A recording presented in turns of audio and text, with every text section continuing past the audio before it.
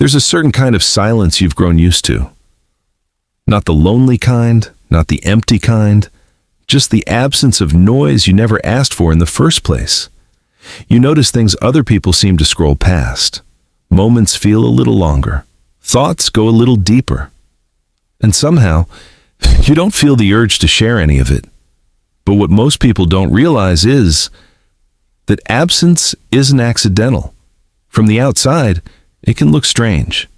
People assume you're disconnected, antisocial, maybe even missing out. Because in a world where everyone is constantly visible, choosing not to be gets misunderstood. And that's where this gets interesting. Some people don't use social media not because they can't, but because something in them doesn't need it.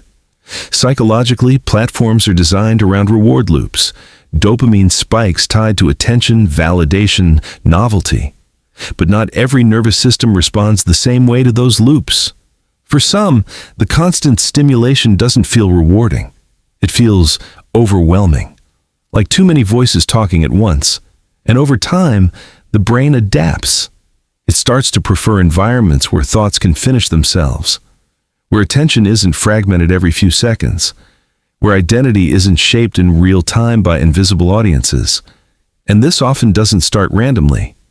It can come from growing up needing more internal space, or learning early on to observe rather than perform.